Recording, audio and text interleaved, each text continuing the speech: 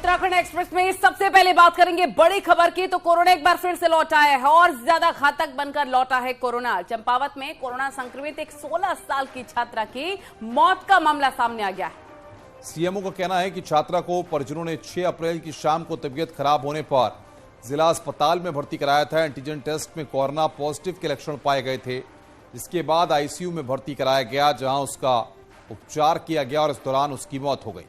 तो मृतक छात्रा जवाहर नवोदय विद्यालय में 12वीं में पढ़ती थी।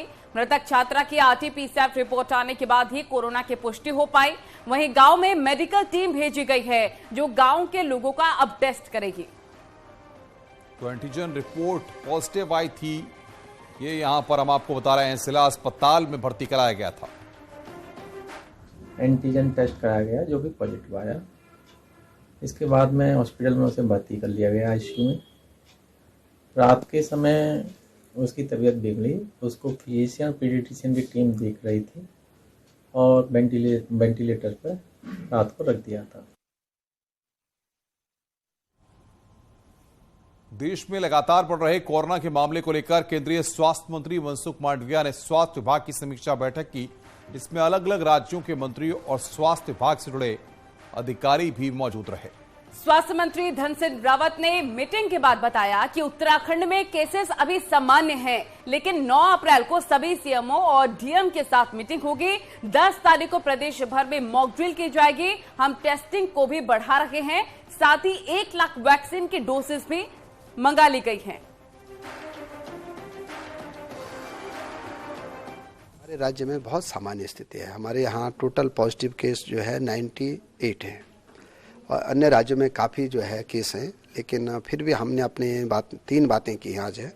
एक तो हमने भारत सरकार से निवेदन किया है कि 1 लाख डोज हमको दी जाए। दूसरा जो है 10 तारीख को हम सभी हॉस्पिटलों में मॉक ड्रिल करना चाह रहे हैं। तीसरा यह है कि 9 तारीख हम सभी सीएमओ के साथ एक समीक्षा बैठक कर रहे हैं। और देहरादून से बड़ी और हैरानी भरी खबर आपको बता दें कि नाबालिग छात्रा से यौन शोषण के आरोपी क्रिकेट कोच नरेंद्र शाह को गिरफ्तारी के 24 घंटे के अंदर ही जमानत मिल गई। इसके बाद देहरादून पुलिस कमजोर तैयारी को लेकर एक बार फिर सवालों में घिर गई है। ऋषिकेश एम्स से नरेंद्र शाह को गिरफ्तार किया गया था और तब डॉक्टर्स ने नरेंद्र शाह को पूरी तरह से ठीक बताया था, लेकिन कोर्ट में नरेंद्र शाह ने अपनी खराब तबीयत का हवाला दिया। इसके बाद शाह को पर्सनल बॉन्ड पर जमानत मिल गई है।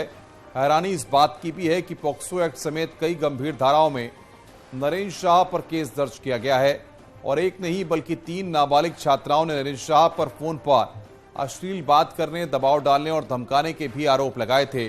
पुलिस कई दिन से नरेंद्र शाह से पूछताछ नहीं कर पा रही थी।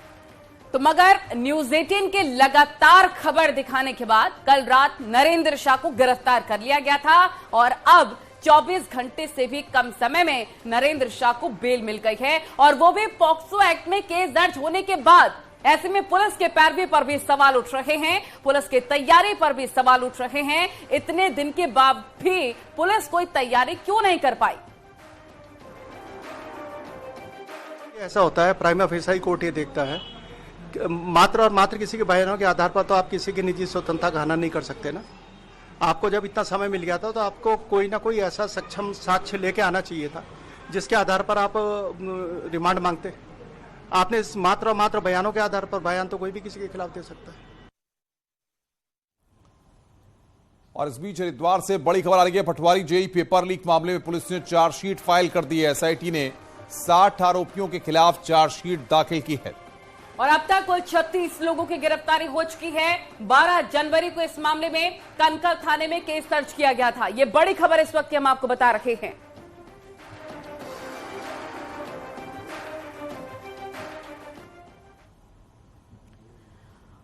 और देहरादून के त्योड़ी हादसे में, जिसमें 4 बच्चों की दर्दनाक मौत के बाद सरकार ने मृतकों के परिजनों को 2-2 लाख का मुआवजे का ऐलान किया है। मुख्यमंत्री राहत कोष से दी गई है मृतकों के परिजनों को आर्थिक मदद।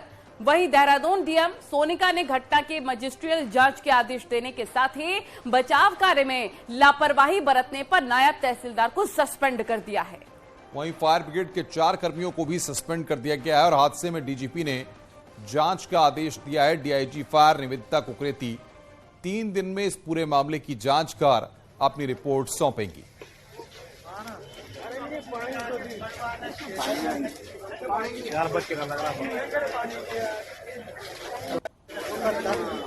आग से जलकर 4 बच्चों की मौत का यह मामला है। परिजनों को 2-2 लाख रुपए की आर्थिक मदद की गई है।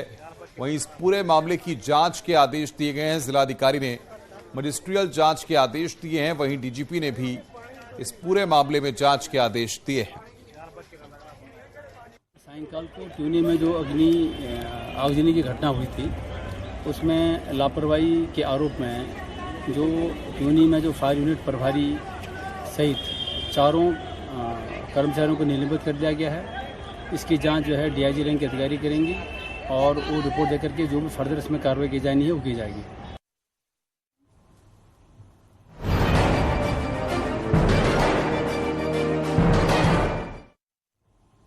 एक धर्म विशेष द्वारा देहरादून जिले में किए गए अवैध अतिक्रमणों पर प्रशासन ने सख्त रुख अपनाया है। विकासनगर क्षेत्र में प्रशासन ने अवैध अतिक्रमण पर बुलडोजर चलाया है। तो सीएम पुष्कर सिंह धामी धर्म के नाम पर अतिक्रमण करने वालों पर काफी सख्त हैं। न्यूज 18 ने दिखाया था कि किस तरह से धर्म के नाम पर प्रदेश में सरकारी जमीन पर मजारे, मदरसे, दुकान और मस्जिद बनाने का खेल चल रहा है। गौरतलब है कि देहरादून जिले में करीब 4000 अवैध अतिक्रमणकारियों, अवैध मजारों और मदरसों पर धामी सरकार ने पिछले कुछ दिनों में कार्रवाई की है।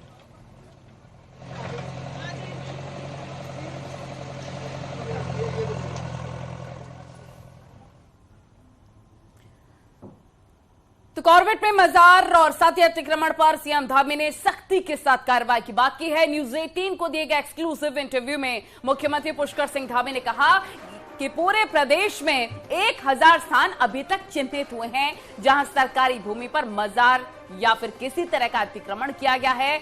इसे हम शक्ति से हटाने वाले हैं। इसमें कोई ढिलाई नहीं बरती जाएगी। सरकार किसी भी कीमत पर देवभूमि के स्वरूप को बिगाड़ने नहीं देगी। उत्तराखंड में बाहरी प्रदेशों की जो घुसपैठ है, उसके चलते उत्तराखंड में जो डेमोग्राफिक चेंजेस की जो आशंका जताई जा रही थी, मुख्यमंत्री ने कहा था इसके मद्देनजर कि उत्तराखंड कोई सराय नहीं है कि यहाँ पर कोई भी आए और सरकारी जमीनों पर अतिक्रमण करके बैठ जाए। सर, उत्तराखंड में बड़ी घुसपैठ इस बात को लेकर है, बड़ी आशंका भी जताई जा रही है। देखिए, हम कानून पर विश्वास रखने वाले लोग हैं, कानून को मानने वाले लोग हैं, इसलिए जहाँ भी इस प्रकार का अतिक्रमण हुआ है, गैर कानूनी काम हुआ है, उस पर सख्ती से काम होगा और प्रशासन इन सभी को चिन्हित कर रहा है, प्रक्रिया चल रही है और 1000 के लगभग अभी तक ऐसे स्थान चिन्हीकरण में आए हैं जहां पर अतिक्रमण हुआ है, अवैध मजारें बनाई गई हैं, अन्य कार्य किए गए हैं। इनके पीछे जो भी है, हमने कहा है कि प्रशासन तो अपना काम करेगा ही, हम उसको सख्ती से हटाएंगे। उस पर हम कोई भी जो है किसी प्रकार की ढिलाई नहीं करने वाले हैं, लेकिन जिन लोगों ने बनाई है वो स्वतः ही उसको हटा लें, ये यहाँ पर अब चलने वाला नहीं है। सरकार, न्यूज 18 ने ग्राउंड जीरो से सहसपुर से एक रिपोर्ट दिखाई थी जहां नदी नालों में सार्वजनिक और जो ग्राम समाज की जमीनें हैं, बड़े पैमाने पर इंक्रोचमेंट हुआ है। नहीं, जहां भी अतिक्रमण हुआ है, इस प्रकार का जो अतिक्रमण है, देखिए, हम तो सबका साथ, सबका विकास, सबका विश्वास और सबका प्रयास, इस पर विश्वास करने वाले लोग हैं और इस पर हम काम कर रहे हैं। लेकिन जहां पर भी इस प्रकार के मामले आए हैं, जहां भी अतिक्रमण है, सरकारी भूमि है, वन विभाग की भूमि है या रेवेन्यू लैंड है, पीडब्ल्यूडी की है या जो भी जमीन सरकारी है, उस पर इस प्रकार का जो भी अतिक्रमण है उस सबको हटाएंगे। सर, जो सीमांत हमारे डिस्ट्रिक्ट हैं, जो बॉर्डर एरिया से लगे हुए हैं, इस तरह की घुसपैठ हमारी सुरक्षा के लिहाज से भी खतरनाक हो सकती है। इसमें हम स्पेशल जो ड्राइव है, सघन जो अभियान है चेकिंग का, वह भी हम चलाएंगे और ये किसी भी कीमत पर, देखिए, यहाँ पर हम जो ये अध्यात्म की भूमि है, धर्म की भूमि है, संस्कृति की भूमि है, देवभूमि है, उसका स्वरूप बिगड़ने नहीं देंगे और किसी को भी यहाँ पर आकर इस प्रकार की गतिविधि करने की कोई इजाजत नहीं होगी। Thank you sir. तो आप थे मुख्यमंत्री पुष्कर सिंह धामी, आपका स्पष्ट तौर पर कहना है कि देवभूमि के स्वरूप को बिगड़ने नहीं दिया जाएगा। इस तरह की जो घुसपैठ है, जो बाहरी लोग आकर यहाँ पर जमीनों पर, सरकारी जमीनों पर अतिक्रमण करके बैठ जा रहे हैं, इनके लिए स्पेशल ड्राइव सरकार चलाने जा रही है। कैमरा पर्सन राकेश रावत के साथ सुनील नौपरबात, न्यूज 18 देहरादून। देहरादून के पछवादून समेत प्रदेश भर में सरकारी जमीन पर धार्मिक स्थलों के नाम पर हो रहे अतिक्रमण का मामला गर्मा गया है। हालात ये हो गए हैं कि एक ही बाबा के नाम पर कई मज़ारें बना दी गई हैं, जिसके बाद हिंदुवादी संगठन खुले विरोध में आ गए हैं। तो वहीं धामी सरकार भी बुलडोजर दौड़ाने के लिए तैयार हो गई है। रिपोर्ट देखिए।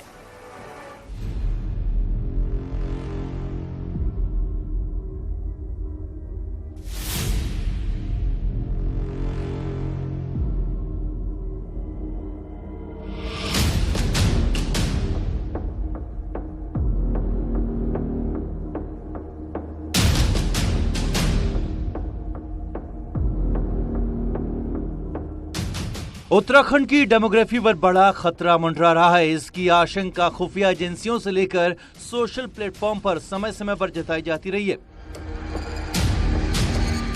गुरुवार को हमने ग्राउंड जीरो से अपनी रिपोर्ट में दिखाया कि पछवादून के सहसपुर में कितने बड़े पैमाने पर बाहरी लोगों ने ग्राम समाज की जमीन से लेकर नदी नालों पर धार्मिक स्थल बनाकर अतिक्रमण कर दिया है।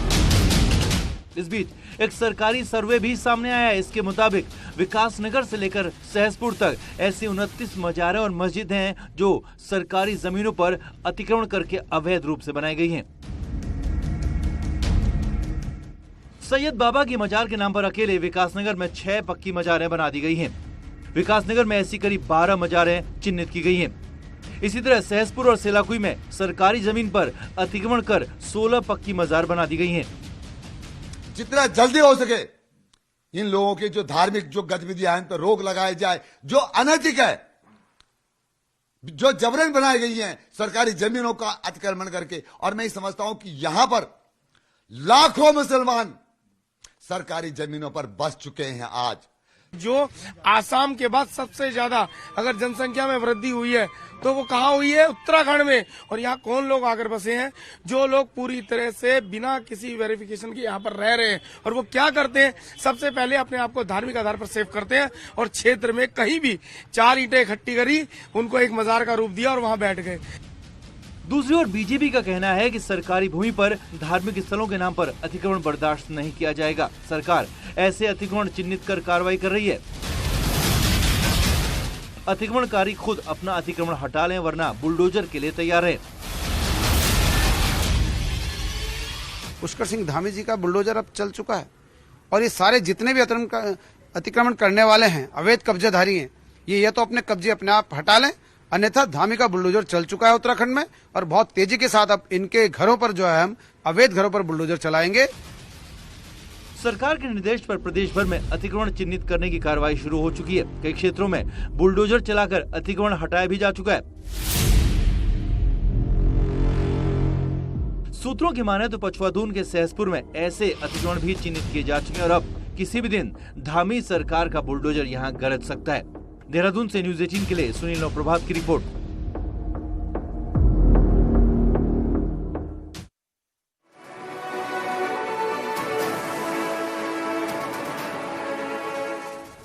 लैंड जिहाद के खिलाफ कड़ी कार्रवाई के लिए बीजेपी प्रदेश अध्यक्ष महेंद्र भट्ट ने सीएम पुष्कर सिंह धामी का धन्यवाद किया है।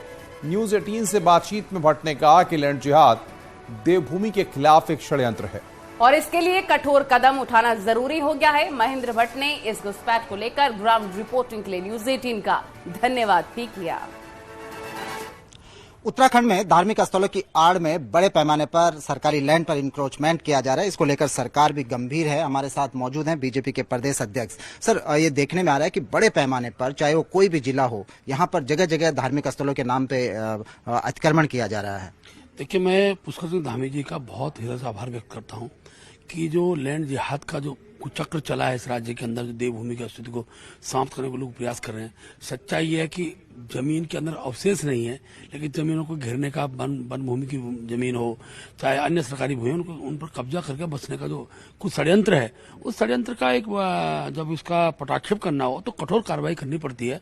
और मुख्यमंत्री जी ने एक अच्छा विषय संज्ञान लिया और मैं तो धन्यवाद करता हूँ आपके चैनल का भी, क्योंकि आपके चैनल ने भी जब विषय को नीचे तक गए तो विषय ध्यान में आया कि आखिरकार अवशेष नहीं है लेकिन मजार का नाम दिया गया है। तो ये स्वाभाविक रूप से हम सबके लिए चिंता का विषय था। मुख्यमंत्री जी ने इसको एक संज्ञान लेकर इस पर कार्रवाई की है और किसी भी रूप में धार्मिक स्थल पर किसी भी प्रकार का अगर धर्म के नाम पर स्थानों को घेरा जाता है, सरकारी भूमि घेरी जाती है, तो चिंता का विषय सरकार का रहता ही है। कैमरा पर्सन राकेश रावत के साथ सुनील नौ प्रभात, न्यूज़ 18 देहरादून। और वहीं बद्रीनाथ राष्ट्रीय राजमार्ग बीते 48 घंटों से हनुमान चट्टी के पास बंद है, जिसे खोलने का कार्य भी अभी भी जारी है। सड़क निर्माण के दौरान पहाड़ी से पहाड़ का आधा हिस्सा टूटकर सड़क पर आ गया था, जिसके बाद सड़क यातायात के लिए बंद हो गई। हालांकि इन दिनों बद्रीनाथ धाम के कपाट बंद हैं। हालांकि स्थानीय लोगों को काफी दिक्कतों का सामना करना पड़ रहा है।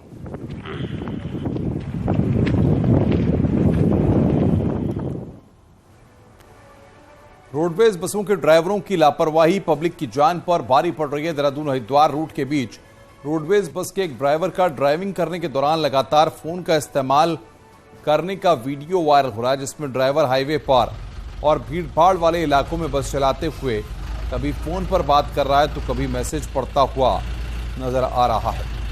हरिद्वार रोडवेज के एजीएम का कहना है कि वीडियो के जरिए ड्राइवर की लापरवाही का मामला संज्ञान में आया है और आरोपी ड्राइवर के खिलाफ कार्रवाई भी की जाएगी।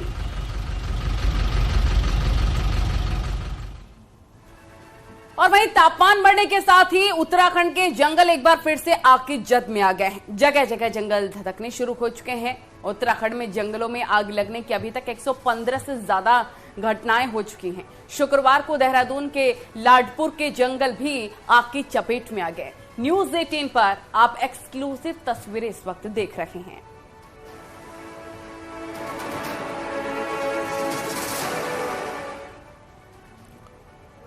और अब बात करते हैं मौसम की। तो प्रदेश में कई जिलों में अब पारा सामान्य रहेगा और 20 अप्रैल तक मौसम साफ रहेगा। और साफ तौर पर मौसम विभाग ने अपील की है कि जिन किसानों की फसलें तैयार हैं वो काटकर अपने सुरक्षित स्थानों पर रख सकते हैं। 21 अप्रैल से मौसम के बदलने की आशंका जताई गई है।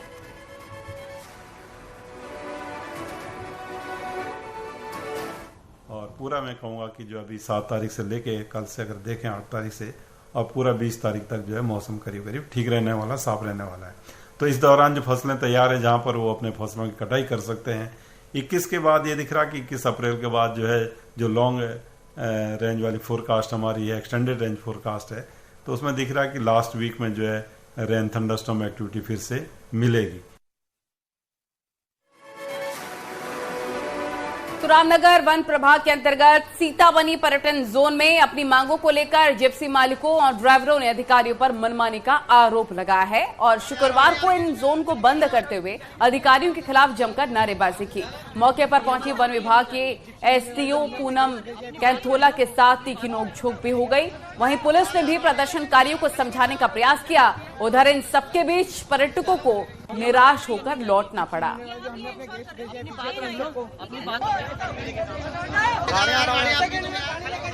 तुम 100 गाड़ियाँ यहाँ खड़ी है, किसी के पास में छोटे छोटे बच्चे सबके साथ में सब परेशान हो रहे हैं। पता नहीं गाड़ी वालों की कह रहे हैं वन विभाग की गलती है, वन विभाग वाले कह रहे हैं गाड़ी वालों की गलती है। तो हमने पहले भी 54 गाड़ी से बढ़ाकर 100 सुबह 100 शाम किए हैं, तो इसके बाद ही और आगे इसकी लिमिट बढ़वाना चाहते हैं। दूसरी इनकी डिमांड है कि जो ऑनलाइन ये परमिट बुकिंग की जो व्यवस्था है, ये इसको सुचारू करने के लिए ऑनलाइन प्रक्रिया की जाए, तो वो भी प्रक्रिया के अंदर ही है। उत्तरकाशी के गढ़वाल मंडल विकास निगम हर्षिल के गेस्ट हाउस में अचानक कहीं से घायल अवस्था में राज्य पक्षी मोनाल उकड़ आया। जब घायल मोनाल पक्षी को जीएमवीएन के कर्मचारियों ने देखा तो उन्होंने तत्काल इसकी सूचना पुलिस और वन विभाग के कर्मचारियों को दी। बाद में घायल मोनाल को वन विभाग को सौंप दिया गया। आपको बता दें कि हर्षिल गंगोत्री क्षेत्र में दुर्लभ राज्य पक्षी मोनाल पाया जाता है। सर नजदीक भी आगे खींच सकते हैं। और वहीं CDS lieutenant general Anil Chauhan Pithoragarh के दौरे पर हैं और सीडीएस सेना के प्लेन से नैनीसैनी एयरपोर्ट पहुंचे। बाद में भारी सुरक्षा के बीच ब्रिगेड हेडक्वार्टर को रवाना किया गया और बताया भी जा रहा है कि सीडीएस अनिल चौहान 11वीं गोरखा रेजिमेंट के एक कार्यक्रम में शिरकत करने पहुंचे हैं। सीडीएस आज ब्रिगेड हेडक्वार्टर में भी रुकेंगे और रविवार को दिल्ली के लिए रवाना हो जाएंगे। सुरक्षा के लिहाज से सीडीएस के कार्यक्रम में सिर्फ सेना से जुड़े लोगों को ही मौजूद रहने के लिए कहा गया है।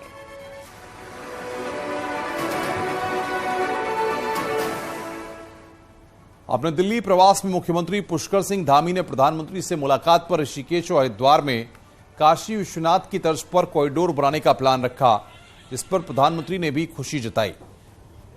नए मास्टर प्लान में आस्था का केंद्र त्रिवेणी संगम पर सर्वे का काम शुरू हो गया है, जिससे कॉरिडोर बनकर त्रिवेणी घाट तक श्रद्धालुओं को आराम से पहुंचाया जा सके। साथ ही इसके लिए सभी इंफ्रास्ट्रक्चर विकसित किए जाएंगे, जिसकी तैयारी में प्रशासन जुट चुका है।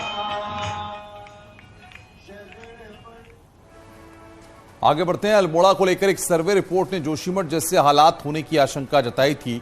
इसके बाद अल्मोड़ा में ड्रेनेज प्लान बनाया जा रहा है ताकि अल्मोड़ा दूसरा जोशीमठ न बने। ये रिपोर्ट आपको दिखाते हैं।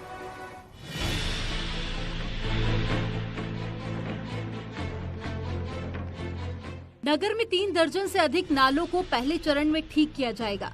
इसके साथ ही नालों में पड़े पाइपलाइनों को भी हटाया जाएगा। सिंचाई विभाग और जल संस्थान ने टेंडर की कार्यवाही कर ली है और जल्द ही निर्माण कार्य भी शुरू हो गए हैं। आपदा को लेकर अल्मोड़ा नगर अति संवेदनशील है और इसकी बनावट घोड़े के पीठ जैसी है। अल्मोड़ा में ड्रेनेज प्लान का फर्स्ट फेज सैंक्शन है गवर्नमेंट की तरफ से। उसमें 2 पार्ट है। एक पार्ट उसमें नालों के सुधारीकरण का है, दूसरा जो जल संस्थान की पाइपलाइनें हैं वो नालों के अंतर बहुत बेतरतीब स्थिति में कई जगह पर हैं, उनकी शिफ्टिंग करके उनको व्यवस्थित किए जाने का भी प्रावधान है। नगर पालिका अध्यक्ष ने अल्मोड़ा के नाले, सीवर लाइन और नालियों से पाइपों को हटाने के लिए कई बार शासन को पत्र लिखा। कई बार तो ऐसी स्थिति भी आ गई कि पाइपों में जंग के कारण सीवर का पानी लोगों के घरों में चला जाता था, जिससे कि महामारी का खतरा भी बना रहता था। जो पाइपलाइनें जल संस्थान के द्वारा डाली गई हैं या व्यक्तिगत लोगों के द्वारा डाली गई हैं, उनको हटाया जाए, क्योंकि उसके उन पाइपों में कई स्थानों पर ऐसा हुआ कि जंग लग गया और नाली का सीवर जो है उन पेयजल लाइनों में चला गया। 2 दशक के बाद में नगर में सीवर लाइन का काम शुरू हो गया और नालियों का निर्माण कार्य भी किया जा रहा है और उनसे पाइपों को हटाया जा रहा है, जिससे कि नालियों का गंदा पानी लोगों के घरों तक ना पहुंचे। और अब देखना होगा कि निर्माण एजेंसियां कितनी तेजी से निर्माण कार्य को पूरा कर पाती हैं। न्यूज़ 18 के लिए अल्मोड़ा से किशन जोशी की रिपोर्ट। देहरादून के महाराणा प्रताप क्रिकेट ग्राउंड में 7वें अंतर सचिवालय T20 क्रिकेट टूर्नामेंट का आगाज हुआ। पहला मैच सचिवालय हरिकेन और सचिवालय एके के बीच में खेला गया, जिसमें सचिवालय ए की टीम ने 7 विकेट से मैच जीत लिया। उद्घाटन के मौके पर मुख्य अतिथि RK Kavya, Uttaranchal press club के अध्यक्ष जय राणा भी मौजूद रहे, जबकि कई अन्य लोग भी वहां पर मौजूद थे। जैसा कि आप तस्वीरें देख सकते हैं, ये खास कार्यक्रम रखा गया। अंतर सचिवालय T20 टूर्नामेंट की शुरुआत हो चुकी है और काफी उत्साहवर्धक तमाम लोग जो वहां पर मौजूद थे कार्यक्रम में नजर आए हैं।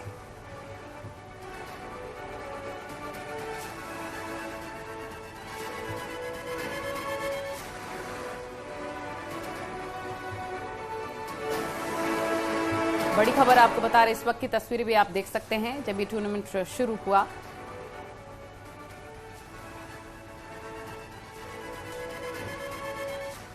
खबरें लगातार जारी हैं, वक्त बहुत ही छोटे से ब्रेक का।